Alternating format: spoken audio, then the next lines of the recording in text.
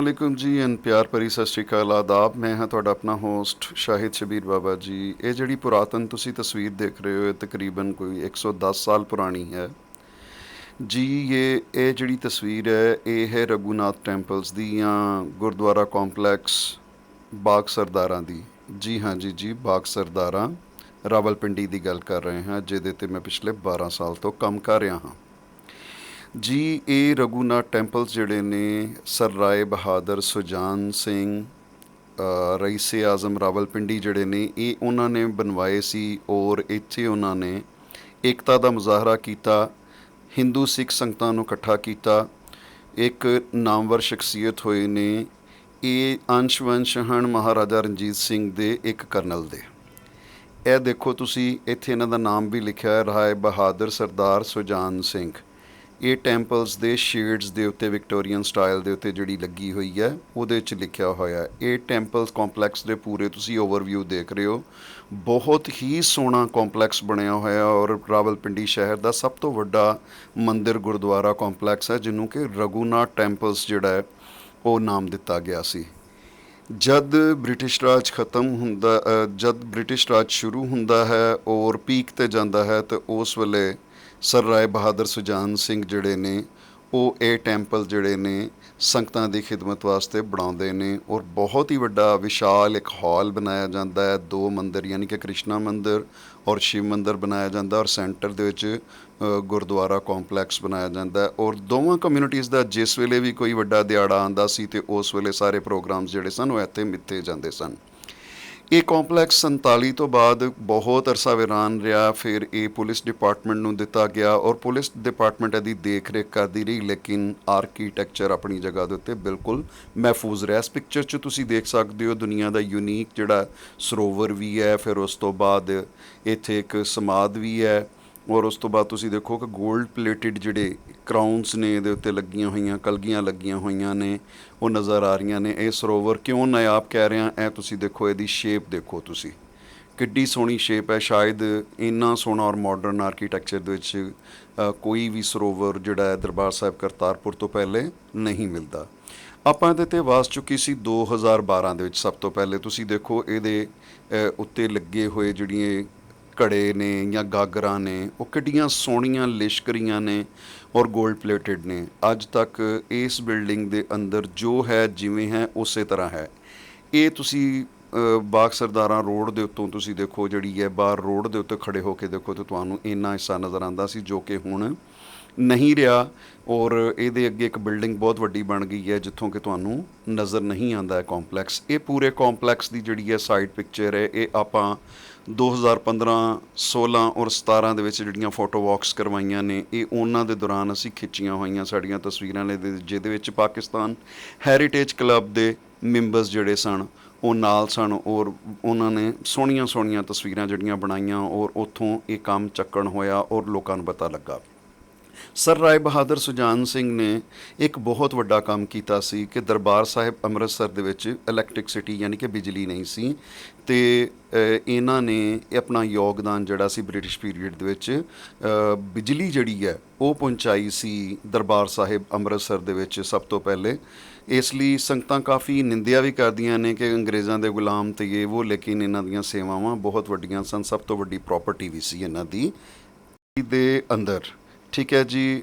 ਅਤੇ ਹੁਣ ਸਰਦਾਰ ਰਮੇਸ਼ ਸਿੰਘ ਅਰੋੜਾ, ਸਾਬਕਾ ਪ੍ਰਧਾਨ ਸਤਵੰਤ ਸਿੰਘ ਔਰ ਬਾਕੀ ਸਿੱਖ ਸੰਗਤਾਂ ਜਿਹੜੀਆਂ ਨੇ ਉਹ ਗੁਰਦੁਆਰਾ ਸਾਹਿਬ ਦੇ ਵਿੱਚ ਪਹੁੰਚੀਆਂ ਹਨ ਔਰ ਗੌਰਮੈਂਟ ਤੋਂ ਅਪੀਲ ਕਰ ਰਹੀਆਂ ਹਨ ਕਿ ਬਈ ਸਾਨੂੰ ਇਹ ਗੁਰਦੁਆਰਾ ਕੰਪਲੈਕਸ ਜਿਹੜਾ ਇਹ ਖਾਲੀ ਕਰਾ ਕੇ ਦਿੱਤਾ ਜਾਵੇ, ਕਿਉਂਕਿ ਇੱਕ ਬਹੁਤ ਵੱਡਾ ਬਾਗ ਦੇ ਵਿੱਚ ਬਣਿਆ ਹੋਇਆ ਗੁਰਦੁਆਰਾ ਸੀ। ਠੀਕ ਹੈ ਜੀ, ਜੋ ਕਿ 77 ਸਾਲਾਂ ਤੋਂ ਅਬੰਡਡ ਹੈ, ਖਾਲੀ ਹੈ। ਬਸ ਸਾਈਡ ਦੀਆਂ ਬਿਲਡਿੰਗਾਂ ਜਿੰਨੀਆਂ ਵੀ ਨੇ ਉਹ ਪੁਲਿਸ ਦੇ ਇਸਤੇਮਾਲ ਦੇ ਵਿੱਚ ਸਨ। ਤਾਂ ਹੀ ਤਾਂ ਗੁਰਦੁਆਰੇ ਦਾ ਆਰਕੀਟੈਕਚਰ ਔਰ ਛੱਤਾਂ ਹਰ ਸ਼ੈ ਜਿਹੜੀ ਹੈ ਆਪਣੀ ਓਰੀਜਨਲ ਹਾਲਤ ਦੇ ਵਿੱਚ ਮੌਜੂਦ ਹੈ। ਥੋੜ੍ਹੇ ਹੀ ਦਿਨ ਪਹਿਲੇ ਸਰਦਾਰ ਰਮੇਸ਼ ਸਿੰਘ ਅਰੋੜਾ ਜੀ ਨੇ ਗੁਰਦੁਆਰਾ ਸ੍ਰੀ ਪਹਿਲੀ ਪਾਤਸ਼ਾਹੀ ਬਾਉਲੀ ਸਾਹਿਬ ਦੇ ਜਿਹੜੇ ਸਰੋਵਰ ਉਹਦੇ ਕੰਢੇ 'ਤੇ ਬਣੀਆਂ ਹੋਈਆਂ ਦੁਕਾਨਾਂ ਤੋਂ ਮੁਕਤੀ ਕਰਾਈ ਹੈ ਔਰ ਖ਼ਤਮ ਕਰਵਾਈਆਂ ਹਨ। ਫਿਰ ਉਸ ਤੋਂ ਪਹਿਲੇ ਇਹ ਗਏ ਸਨ ਜੇਲਮ ਦੇ ਵਿੱਚ। ਲੇਕਿਨ ਇੱਥੇ ਗੱਲ ਆਉਂਦੀ ਹੈ ਕਿ ਸੰਗਤ ਉਹਨਾਂ ਆਪਣੇ ਪਿਆਰਿਆਂ ਨੂੰ ਭੁੱਲ ਜਾਂਦੀ ਹੈ ਜਿਨ੍ਹਾਂ ਨੇ 12 ਸਾਲਾਂ ਤੋਂ ਇਹਨਾਂ ਗੁਰੂ ਘਰਾਂ ਵਾਸਤੇ ਆਵਾਜ਼ ਚੱਕੀ ਹੈ।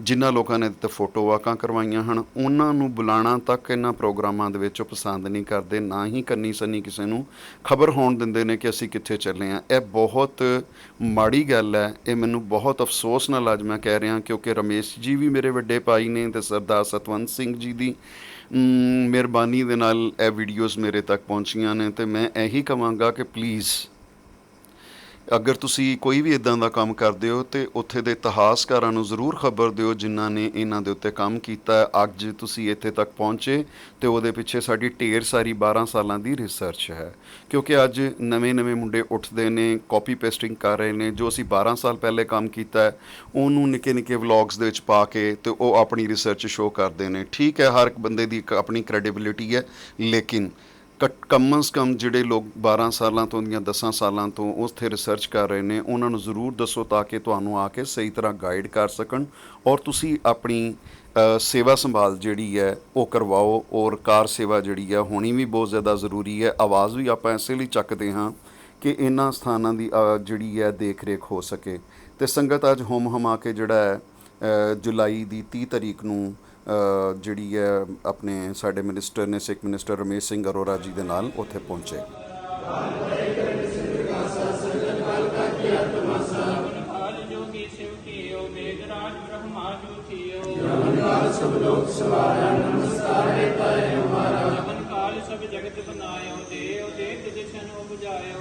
ਜੀ ਅਰਦਾਸ ਤੋਂ ਬਾਅਦ ਸਰਦਾਰ ਰਮੇਸ਼ ਸਿੰਘ ਅਰੋੜਾ ਜੀ ਦੱਸ ਰਹੇ ਨੇ ਕਿ ਅਸੀਂ ਇਸ ਤੋਂ ਪਹਿਲੇ ਸਿਆਲਕੋਟ ਔਰ ਉਸ ਤੋਂ ਪਹਿਲੇ ਜੇਹਲਮ ਦੇ ਵਿੱਚ ਜਿਹੜੀਆਂ ਸੇਵਾਵਾਂ ਨੇ ਉਹ ਸ਼ੁਰੂ ਕੀਤੀਆਂ ਜਾ ਰਹੀਆਂ ਹਨ। ਕਾਫੀ ਸੰਗਤਾਂ ਦਾ ਈਸਟ ਪੰਜਾਬ ਦੇ ਉੱਤੋਂ ਇਤਰਾਜ਼ ਸੀਗਾ ਕਿ ਸਰਦਾਰ ਰਮੇਸ਼ ਸਿੰਘ ਅਰੋੜਾ ਪੰਜਾਬ ਦੀ ਅਸੈਂਬਲੀ 'ਚ ਸ਼ਾਮਲ ਤੇ ਹੋ ਗਏ, ਬਟ ਉਹ ਕੋਈ ਕੰਮ ਨਹੀਂ ਕਰ ਰਹੇ, ਸੇਵਾ ਸੰਭਾਲ ਦੀ ਕੋਈ ਗੱਲ ਨਹੀਂ ਆ ਰਹੀ, ਬਸ ਉਹਨਾਂ ਨੇ ਵੀ ਸੀਟ ਲੈਣੀ ਸੀ। ਅਤੇ ਇਹ ਉਹਨਾਂ ਨੂੰ ਇੱਕ ਜਵਾਬ ਹੈ ਉਹਨਾਂ ਲੋਕਾਂ ਵਾਸਤੇ ਜਿਹੜੇ ਕਿ ਇਹ ਗੱਲਾਂ ਕਰਦੇ ਸਨ ਕਿ ਸਰਦਾਰ ਰਮੇਸ਼ ਸਿੰਘ ਅਰੋੜਾ ਜਿਹੜਾ ਨੇ ਸੇਵਾ ਸੰਭਾਲ ਦੀ ਗੱਲ ਨਹੀਂ ਕਰ ਰਹੇ ਔਰ ਇਵਾਕੂਏਟਰਸ ਪ੍ਰਾਪਰਟੀ ਬੋਰਡ ਦੇ ਨਾਲ ਜੁੜੀਆਂ ਹੋਈਆਂ ਜਿਹੜੀਆਂ ਸਿੱਖਾਂ ਦੀਆਂ ਬਹੁਤ ਪਵਿੱਤਰ ਸਥਾਨ ਨੇ, ਜਗ੍ਹਾ ਹਨ, ਉਹਨਾਂ ਵਾਸਤੇ ਆਵਾਜ਼ ਨਹੀਂ ਚੱਕ ਰਹੇ। ਅਤੇ ਇਹ ਉਹਨਾਂ ਲੋਕਾਂ ਵਾਸਤੇ ਇਹ ਤੀਸਰੀ ਵੀਡੀਓ ਹੈ ਜਿਹੜੀ ਕਿ ਜਿਹਦੇ ਵਿੱਚ ਅਸੀਂ ਦਿਖਾ ਰਹੇ ਹਾਂ ਕਿ ਸਰਦਾਰ ਰਮੇਸ਼ ਸਿੰਘ ਅਰੋੜਾ ਸੰਗਤ ਦੇ ਸੰਗ ਹੋ ਕੇ, ਅੰਗ ਸੰਗ ਹੋ ਕੇ ਅਤੇ ਗੁਰੂ ਸਾਹਿਬ ਦੀ ਛੱਤਰ ਛਾਵੇਂ ਅਰਦਾਸ ਬੇਨਤੀਆਂ ਕਰਦੇ ਹੋਏ ਇਹ ਸਾਰਾ ਕੁਝ ਕਰ ਰਹੇ ਨੇ। ਇਹ ਆਪਣੀ ਸਾਡੀ ਜਿਹੜੀ ਫੋਟੋ ਵਾਕ ਹੈ ਰਾਵਲਪਿੰਡੀ ਦੀ, ਜਿਹਦੇ ਵਿੱਚ ਆਪਾਂ ਮੰਦਰਾਂ ਔਰ ਗੁਰਦੁਆਰਿਆਂ ਦੀ ਗੱਲ ਕੀਤੀ ਸੀ। ਦੇਖੋ ਕਿੰਨੀਆਂ ਸੰਗਤਾਂ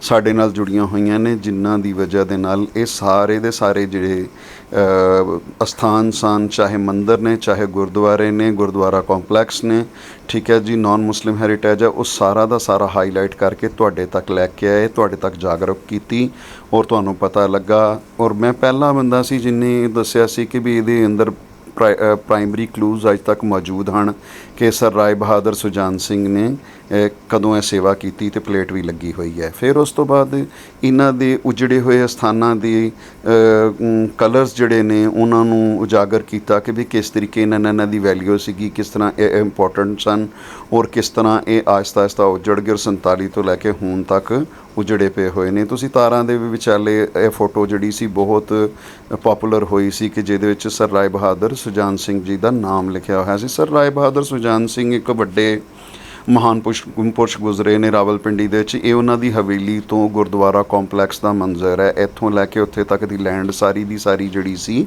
ਸਰ ਰਾਏ ਬਹਾਦਰ ਸੁਜਾਨ ਸਿੰਘ ਜੀ ਦੀ ਸੀ ਔਰ ਇਹ ਉਹਨਾਂ ਦੀ ਹਵੇਲੀ ਦਾ ਇੱਕ ਛੋਟਾ ਜਿਹਾ ਮੰਜ਼ਰ ਹੈ। ਅੱਜ ਵੀ 7 ਮੰਜ਼ਲਾ ਹਵੇਲੀ ਜਿਹੜੀ ਹੈ ਰਾਵਲਪਿੰਡੀ ਦਾ ਆਈਕੋਨਿਕ ਹਵੇਲੀ ਹੈ ਸਰ ਰਾਏ ਬਹਾਦਰ ਸੁਜਾਨ ਸਿੰਘ ਦੀ ਹਵੇਲੀ, ਬਾਬੜਾ ਬਾਜ਼ਾਰ, ਰਾਵਲਪਿੰਡੀ ਦੇ ਅੰਦਰ, ਠੀਕ ਹੈ ਜੀ। ਉਹਨਾਂ ਦੀ ਅਗਲੀ ਨਸਲ ਜਿਹੜੀ ਪੀੜ੍ਹੀ ਹੈ ਉਹਨਾਂ ਵਾਸਤੇ ਇਹਨਾਂ ਨੇ ਇਹ ਰਾਵਲਪਿੰਡੀ ਦੇ ਸਾਊਥ ਵਾਲੇ ਪਾਸੇ ਮੋਹਨ ਸਿੰਘ ਐਂਡ ਸੋਹਨ ਸਿੰਘ 2 ਹਵੇਲੀਆਂ ਬਣਾਈਆਂ ਸਨ, ਜਿੱਥੇ ਅੱਜ ਕੱਲ੍ਹ ਫਾਤਮਾ ਜਨਾਹ ਯੂਨੀਵਰਸਿਟੀ ਬਣੀ ਹੋਈ ਹੈ। ਬਹੁਤ ਵੱਡੀ ਯੂਨੀਵਰਸਿਟੀ ਹੈ। ਇੱਥੇ ਐਗਰੀਕਲਚਰ ਲੈਂਡ ਸੀ, ਇੱਥੇ ਟੋਪੀ ਰੱਖ ਸੀ, ਜਿਹੜੀ ਕਿ ਸਭ ਦੀ ਸਭ ਜਿਹੜੀ ਹੈ ਉਹ ਸਿੱਖਾਂ ਨਾਲ ਜੁੜੀ ਹੋਈ ਹੈ। ਔਰ ਸਰਦਾਰ ਖੁਸ਼ਵੰਤ ਸਿੰਘ ਜੀ ਜਿਹੜੇ ਨੇ ਮਹਾਨ ਰਾਈਟਰ, ਉਹ ਵੀ ਦੱਸਿਆ ਜਾਂਦਾ ਹੈ ਕਿ ਐਸੇ ਪੀੜ੍ਹੀ ਦੇ ਵਿੱਚੋਂ ਹਨ ਔਰ ਇਹ ਉਹਨਾਂ ਦੇ ਪੁਰਖਾਂ ਦਾ ਹੀ ਸਾਰਾ ਕੁਛ ਹੈ।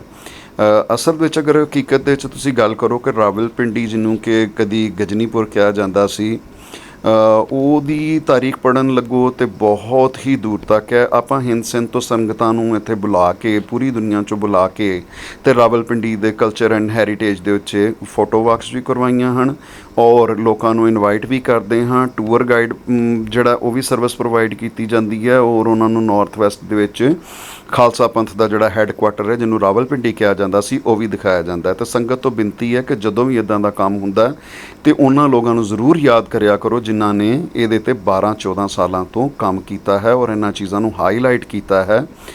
ਬਹੁਤ ਸ਼ੁਕਰੀਆ ਫਾਰਮਰ ਪ੍ਰਧਾਨ ਸਤਵੰਤ ਸਿੰਘ ਜੀ।